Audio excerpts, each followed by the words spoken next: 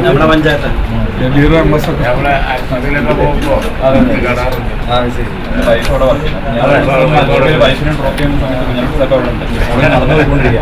അപ്പൊ എന്നെ ദൂരെ നിന്ന് കണ്ടിട്ട് വരല്ലേ വിളിക്കുന്നവരെ അത് കാണാൻ പേടിയായിരിക്കും.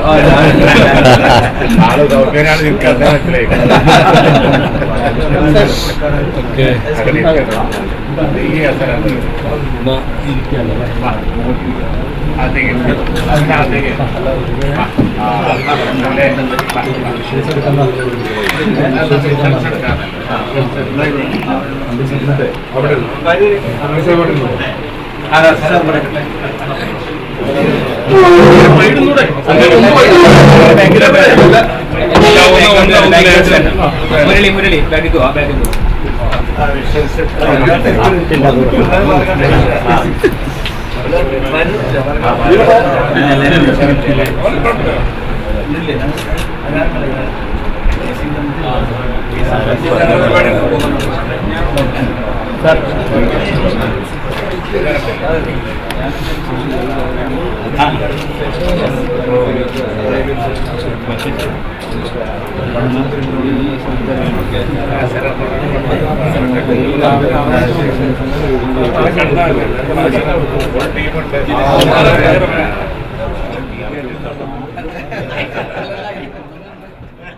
ഞാൻ ജനിച്ച് വീണത് പെരിന്തൽമണ്ണയിലെ സർക്കാർ ആശുപത്രിയിലാണ്.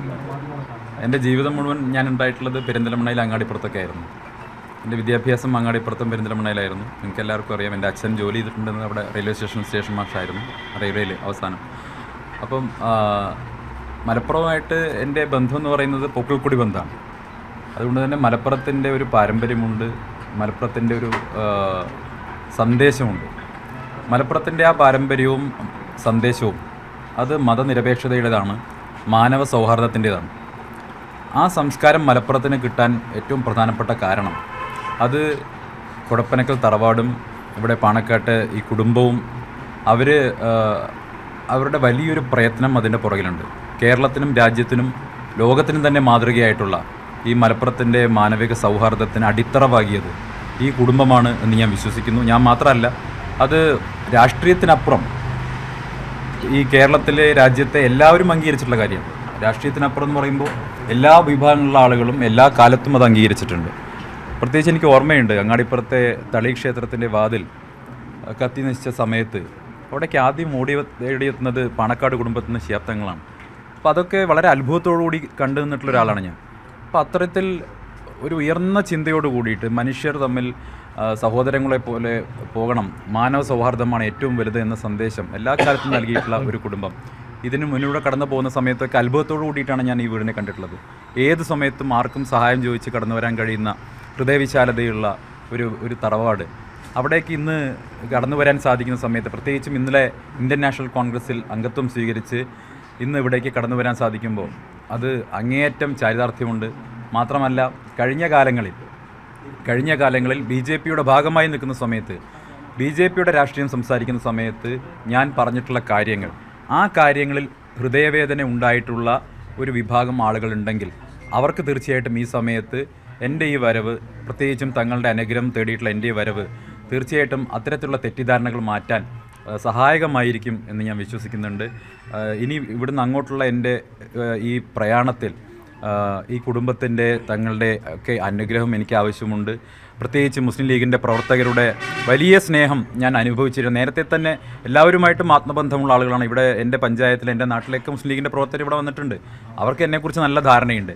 വ്യക്തിപരമായി വ്യക്തിജീവിതത്തിൽ എവിടെയും മതപരമായിട്ടുള്ള രീതിയിൽ ആരോടും ഒരു വ്യത്യാസം കാത്തുസൂക്ഷിക്കുന്ന ആളല്ല ഞാൻ എന്നുള്ളത് എൻ്റെ നാട്ടുകാർക്കറിയാം എന്ന പൂർണ്ണ ബോധ്യം എനിക്കുണ്ട്. അതുകൊണ്ട് തന്നെയാണ് ഇന്നലെ എൻ്റെ നാട്ടിൽ ഞാൻ വന്ന സമയത്ത് എന്നെ സ്വീകരിക്കാൻ വേണ്ടി അവിടെ ഉണ്ടായിരുന്ന യൂത്ത് ലീഗിൻ്റെ പ്രവർത്തകരൊക്കെ എത്ര സ്വീകരിച്ച് എനിക്കറിയാം, എത്ര സ്നേഹത്തോടെയാണ് സ്വീകരിച്ചത്. അപ്പോൾ ഇവിടെ നിൽക്കുന്ന പല ആളുകളും എനിക്ക് വളരെ നേരത്തെ തന്നെ വ്യക്തിബന്ധമുള്ള ആളുകളാണ്.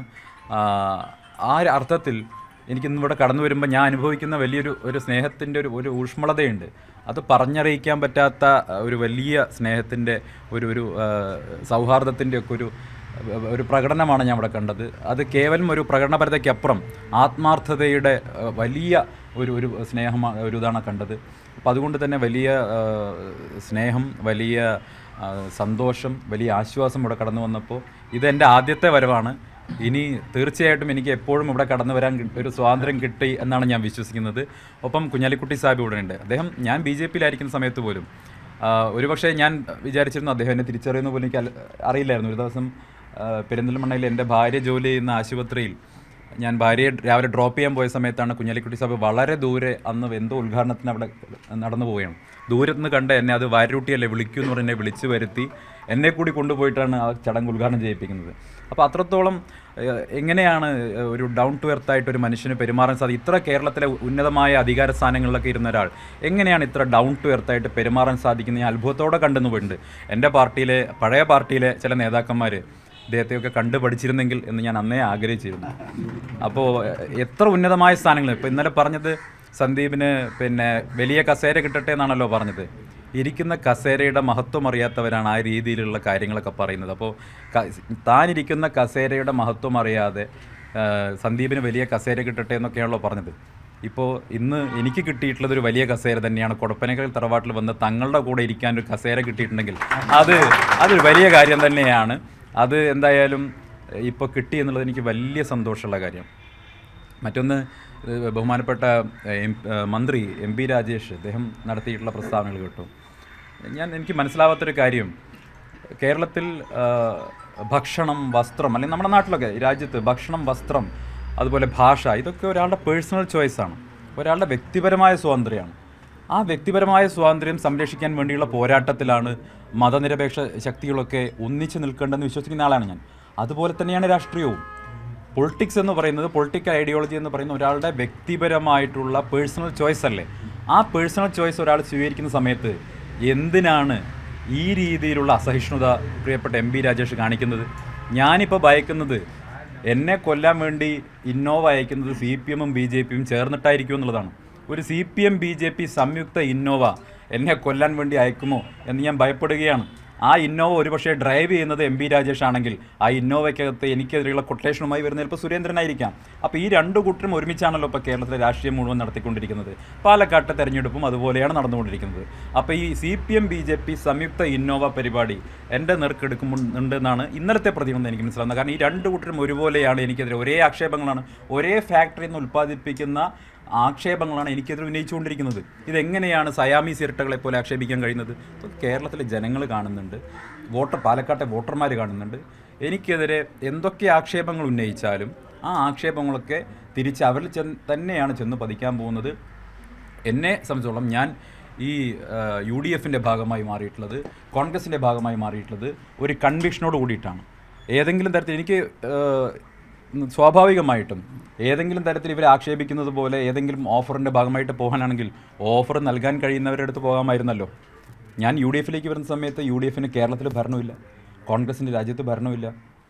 അങ്ങനെ പ്രതിപക്ഷത്ത് നിൽക്കുന്ന ഒരു പാർട്ടിയിലേക്ക് കടന്നു വരികയാണ് ചെയ്ത്. തെരഞ്ഞെടുപ്പിന് മുൻപല്ല, തെരഞ്ഞെടുപ്പിന് മുമ്പായിരുന്നെങ്കിൽ ഇതിലും കൂടുതൽ അവസരങ്ങളോ കാര്യങ്ങളോ ഒക്കെ സ്വാഭാവികമായിട്ട് നമുക്ക് ആ രീതിയിലാണ് പ്രതീക്ഷിക്കാമായിരുന്നു. ഞാൻ കടന്നു വന്നിട്ടുള്ളത് വെറുപ്പിൻ്റെയും വിദ്വേഷത്തിൻ്റെയും ഫാക്ടറിയിൽ നിന്ന് ആ പരിസരത്ത് പ്രവർത്തിച്ച് മനം മടുത്തതിൻ്റെ പേരിൽ പ്രത്യയശാസ്ത്രത്തെ, ഞാൻ വിശ്വസിച്ച് പോകുന്ന പ്രത്യയശാസ്ത്രത്തെ എന്നേക്കുമായി ഉപേക്ഷിച്ചുകൊണ്ടാണ് ഇതായി UDF-ൻ്റെ മാനവികതയുടെ പക്ഷത്തേക്ക് ഞാൻ കടന്നു വന്നിട്ടുള്ളത്. ഇനിയും പഴയ കാര്യങ്ങൾ നിങ്ങൾ പഴയത് പറഞ്ഞുകൊണ്ടിരിക്കുകയാണെങ്കിൽ അശോക് ചവാനെക്കുറിച്ച് നരേന്ദ്രമോദിജിയും അതുപോലെ തന്നെ അമിത്ഷായും ഒക്കെ പ്രസംഗിച്ചിട്ടുള്ള കാര്യങ്ങൾ കൂടി നിങ്ങളൊക്കെ ഒന്നുകൂടി ടെലികാസ്റ്റ് ചെയ്യണം. അതുപോലെ തന്നെ മഹാരാഷ്ട്രയിൽ തിരഞ്ഞെടുപ്പ് നടക്കുകയാണല്ലോ, അതുകൊണ്ടാണ് പറയുന്നത്. അവിടെ ഉള്ള നേതാക്കളെക്കുറിച്ച് നേരത്തെ പറഞ്ഞ കാര്യങ്ങളൊക്കെ, BJP-യുടെ നേതാക്കന്മാർ പറഞ്ഞ കാര്യങ്ങളെ കൂടിയൊക്കെ ടെലികാസ്റ്റ് ചെയ്താൽ വളരെ നന്നായിരിക്കും എന്ന് മാത്രമേ ഇപ്പോൾ പറയാനുള്ളൂ. ഈ വീടെന്ന് പറയുന്നത് ഇത്തരത്തിൽ രാഷ്ട്രീയ ആരോപണം നടത്തേണ്ട ഒരു സ്ഥലമല്ല എന്ന് ഞാൻ വിശ്വസിക്കുന്നു. മാത്രമല്ല ഇവിടുന്ന് അങ്ങോട്ട് BJP-ക്കെതിരായിട്ട് ഒരു രാഷ്ട്രീയ ആരോപണവുമായിട്ട് പോകാൻ അല്ലെങ്കിൽ ഏതെങ്കിലും വ്യക്തിപരമായിട്ട് ആരെങ്കിലും ആക്ഷേപിക്കാൻ ഞാൻ ഉദ്ദേശിക്കുന്നില്ല. BJP-യെ നന്നാക്കാൻ വേണ്ടി ഒരു ചൂരിലെടുത്ത് മാരാർജി ഭവന് ചുറ്റും നടക്കാനും ഞാൻ ഉദ്ദേശിക്കുന്നില്ല. ഞാൻ തല്ലിയാലും അവർ നന്നാവാൻ പോകുന്നില്ല.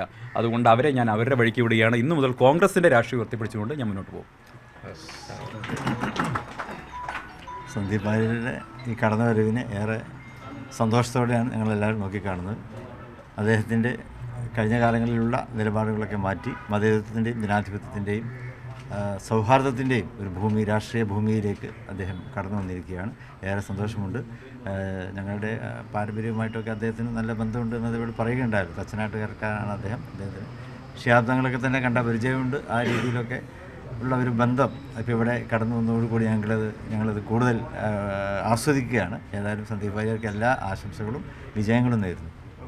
ഇവിടെ ഇതിൻ്റെ ഒരു രാഷ്ട്രീയ വശമാണ് നമ്മൾ ചിന്തിക്കേണ്ടത്.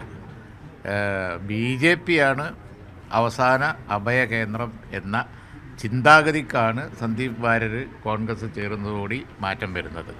ഇനി കോൺഗ്രസിൻ്റെ ഒരു ഉയർത്തെഴുന്നേൽപ്പിൻ്റെ കാലമാണ്, ഇന്ത്യ മുന്നണിയുടെ ഉയർത്തെഴുന്നേൽപ്പിൻ്റെ കാലമാണ് വരാൻ പോകുന്നത് എന്നാണ്.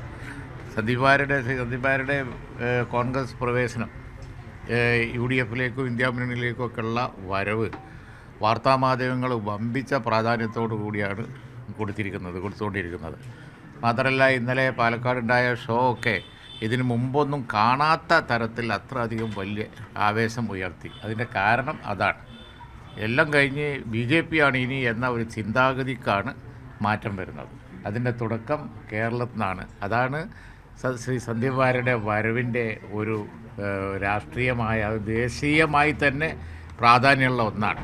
പാണക്കാട് വന്നു, തങ്ങളുടെ വീട്ടിൽ വന്നു എന്ന് പറയുന്നത് മതസൗഹാർദ്ദം ഉയർത്തിപ്പിടിക്കാനുള്ള ഒരു അഭിവാഞ്ചയാണ്.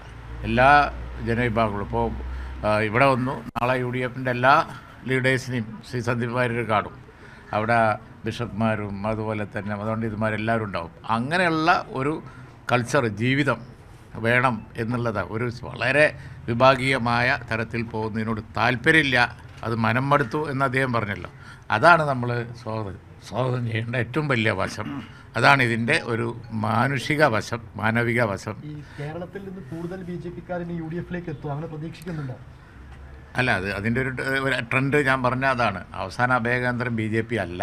അവസാനം ഇന്ത്യയെ രക്ഷിക്കാൻ കോൺഗ്രസിനും ഇന്ത്യ മുന്നണിക്കും തന്നെ സാധിക്കുള്ളൂ എന്നുള്ളത് ആണ് ഇന്നിപ്പോൾ ഇവിടെ കുറിച്ചിരിക്കുന്ന ഈ തുടക്കത്തിൻ്റെ അർത്ഥം. കൂടുതൽ വരും, സംശയമില്ല. നേരത്തേക്ക് UDF പറയാനുണ്ടായിരുന്നത് ഇപ്പോൾ ഈ BJPക്ക് രംഗത്ത് വരുന്നവരെ ED വിടുന്നു, അങ്ങനെ വിരട്ടുന്നു എന്നൊക്കെയുള്ള ആരോപണമായിരുന്നു കോൺഗ്രസും ലീഗും ഉന്നയിക്കാറ്. അപ്പോൾ അദ്ദേഹത്തിന് നേരെ അത്തരം ഒരു സംഗതി ഉണ്ടാവുമോ? അല്ല, അതിപ്പോൾ ഇന്ത്യയിലെ പൊളിറ്റിക്കൽ ലീഡേഴ്സ് മുഴുവൻ അതൊക്കെ സർവൈവ് ചെയ്ത് നിൽക്കുകയല്ലേ. ആരെങ്കിലും അതുകൊണ്ട് മാറിയോ? ആരെയാണ് വിട്ടിരിക്കണത്? സോണിയാഗാന്ധി, രാഹുൽ ഗാന്ധി എല്ലാവരും നേർക്കും വിട്ടില്ലേ. അതുകൊണ്ടൊന്നും ആരും പതറിയിട്ടില്ലല്ലോ. അതൊക്കെ സർവൈവ് ചെയ്ത് നിൽക്കുകയല്ലേ എല്ലാവരും. അത് പ്രശ്നമല്ല. അദ്ദേഹം ഉദ്ദേശിച്ച പ്രധാന ഒരു സാധനമുണ്ട്, അതായത് അദ്ദേഹം മറുപക്ഷത്തായപ്പോൾ പോലും താങ്കൾക്ക് ആ സ്നേഹം ഉണ്ടായിരുന്നു എന്ന് പറയുന്നു. അല്ല, വളരെ അതായത് വേറൊരു കാര്യമാണ്, അധികം ആളുകൾക്ക് അറിയാത്ത കാര്യമാണ്. ശ്രീ സന്ദീപ് വാര്യർ മലപ്പുറം ജില്ലയിലും അതുപോലെ തന്നെ ഈ മണ്ണാർക്കാടും ഒക്കെ ആയിട്ട് എല്ലാവരോടും വളരെ സൗഹൃദ ഉള്ള ഒരാൾ തന്നെയായിരുന്നു. അതാണല്ലോ അങ്ങാടിപ്പുറത്ത് ശിഹാബ്ദങ്ങൾ ചെന്നപ്പോഴുള്ള കാര്യമൊക്കെ അദ്ദേഹം എടുത്തു പറഞ്ഞത്. അതൊക്കെ നോക്കിക്കണ്ടും കൾച്ചർ ഇവിടെ കൂടിയിരിക്കുന്ന ആളുകൾ അധികവും അവരുടെ ഫാമിലിയോടും അതുപോലെ തന്നെ അദ്ദേഹത്തോടൊക്കെ നേരത്തെ ബന്ധമുള്ളവരാണ്. അത് വസ്തുതയാണ്. പക്ഷേ അത് നിങ്ങൾ ചാനലിലൊക്കെ അദ്ദേഹത്തെ വേറെ നിലയിൽ ഇങ്ങനെ അവതരിപ്പിക്കും, നിങ്ങൾക്ക് അറിഞ്ഞുകൂടാന്നേ ഉള്ളൂ. പക്ഷേ പ്രാദേശിക ജനങ്ങൾക്കറിയാം. ആ ഒരു കൾച്ചറുണ്ട്, അത് വസ്തുത. പാലക്കാട് 3 നഗരസഭാ കൗൺസിലർമാർ ഇപ്പോൾ വിയോജിപ്പൊക്കെ രേഖപ്പെടുത്തിയിട്ടുണ്ട്. കൂടുതൽ പേരങ്ങനെ വരാനോ അങ്ങനെ ഒരു ആസൂത്രണം നടക്കുന്നുണ്ട് അവിടെ? ഞാൻ പറഞ്ഞല്ലോ, ഞാൻ കോൺഗ്രസ്സിലേക്ക് വന്നത്, UDFിലേക്ക് വന്നത് ഏതെങ്കിലും തരത്തിൽ ഏതെങ്കിലും പാർട്ടിയെ പിളർത്തിക്കൊണ്ടുവരാമെന്ന് കൊട്ടേഷൻ എടുത്തിട്ടല്ല. ഞാൻ പ്രത്യയശാസ്ത്രപരമായിട്ടുള്ള എൻ്റെ വിയോജിപ്പുകൾ പ്രകടിപ്പിച്ചുകൊണ്ട് കോൺഗ്രസിൻ്റെ ഇന്ത്യ എന്ന ആശയത്തോട് പൂർണ്ണമായിട്ടും വിധേയനായിക്കൊണ്ട് വന്നിട്ടുള്ള ആളാണ്. അപ്പോൾ അതുകൊണ്ട് തന്നെ ഇപ്പോൾ അപ്പുറത്ത് നടക്കുന്ന പൊളിറ്റിക്കൽ ഡെവലപ്മെൻറ്റ്സിനെ കുറിച്ച് ഞാനൊന്നും പറയുന്നില്ല. പക്ഷേ നിങ്ങൾക്കറിയാം, അവിടെ അസ്വസ്ഥരായിട്ടുള്ള, അസംതൃപ്തരായിട്ടുള്ള നിരവധി ആളുകളുണ്ട്. അവിടെ പ്രിയ അജയൻ എന്ന് പറയുന്ന വളരെ ആർട്ടിക്കുലേറ്റീവായിരുന്ന, എഡ്യൂക്കേറ്റഡ് ആയിട്ടുള്ള ഒരു മൂത്താൻ സമുദായത്തിലെ ഒരു ആദ്യമായിട്ട് അവർക്ക് കിട്ടിയ ഒരു ചെയർപേഴ്സണെ ഏത് തരത്തിലാണ് മാറ്റിയത്, എങ്ങനെ ഫോഴ്സ് ചെയ്താണ് അവർ റിസൈൻ ചെയ്യിപ്പിച്ചതെന്നൊക്കെ എല്ലാവർക്കും അറിയുന്ന കാര്യമാണ്. അപ്പോൾ ഇത് ഇനി ഒരു പക്ഷേ അവരെ നിർബന്ധിച്ച് ഞാൻ പറയുന്നത് ശരിയല്ല എന്നൊക്കെ പറയിപ്പിച്ചേക്കാം. പക്ഷേ ഇത് വസ്തുതയാണ്. മൂത്താൻതറ ഉൾപ്പെടെയുള്ള സ്ഥലങ്ങളിൽ അവർക്കറിയാം, പ്രിയ അജയനെ പോലെ ഒരു ബ്രില്യൻ്റ് ആയിട്ടൊരു കുട്ടി രാഷ്ട്രീയത്തിൽ ഉദിച്ചുയർന്നു വരുന്ന സമയത്ത് അവരെ ഇല്ലാതാക്കാൻ വേണ്ടി നടത്തിയിട്ടുള്ള ഹീനമായിട്ടുള്ള ശ്രമങ്ങൾ ആർക്കറിയാത്തത്? അപ്പോൾ സ്വാഭാവികമായിട്ട് കുറേ ആളുകൾ അസ്വസ്ഥരായിട്ട് അവിടെ ഉണ്ടെന്ന് എനിക്കറിയാം. ഞാനുമായിട്ട് വളരെ അടുത്ത ബന്ധമുള്ള ആളുകളാണ് അവിടെ ഉള്ള എല്ലാ കൗൺസിലർമാരും. ഒരാളൊന്നുമല്ല, 28 കൗൺസിലർമാരിൽ ബഹുഭൂരിപക്ഷം ആളുകൾക്കും വ്യക്തിപരമായിട്ട് എന്നോട് വലിയ സ്നേഹമുള്ള ആളുകളാണ്. ഇന്നലെ പലരും വിളിച്ചിട്ടുണ്ട്, അവരുടെ വിഷമം പറഞ്ഞിട്ടുണ്ട്, അവരുടെ പ്രത്യേകിച്ച് പാലക്കാട് പോലെ ഒരു സ്ഥലത്ത് നിൽക്കുമ്പോൾ ഉള്ള അവരുടെ പ്രയാസങ്ങൾ പറഞ്ഞിട്ടുണ്ട്. അപ്പോൾ അതൊക്കെ ആരെങ്കിലും വരുമ്പോൾ അതൊന്നും ഞാനിപ്പോൾ പ്രഡിക്റ്റ് ചെയ്യുന്നില്ല. അതൊക്കെ ഒരു ഹൈപ്പോത്തറ്റിക്കൽ സിറ്റുവേഷൻ ആണല്ലോ ഞാൻ ഇപ്പം പറയുന്ന പോലെ. അതിനൊന്നും ഞാൻ മറുപടി പറയുന്നില്ല. പക്ഷേ ഒരു കാര്യം പറയാം, ഇന്നലെ പറഞ്ഞ ആവർത്തിക്കുകയാണ്, ये तो ट्रेलर है, पूरा पिक्चर अभी बाकी है मेरे दोस्त. കൂടുതൽ കൊഴിഞ്ഞുപോക്കിന് സാധ്യതയുണ്ടോ? ഞാൻ പറഞ്ഞല്ലോ ട്രെയിലറാണല്ലോ കണ്ടത്, സിനിമ വരുന്നല്ലേ ഉള്ളൂ. പാലക്കാട് ജോലിയുള്ളവരാണ്, അതുകൊണ്ട് ഇന്നത്തെ അവസാനിപ്പിച്ചാൽ ബാക്കി പാലക്കാട് കാണാം.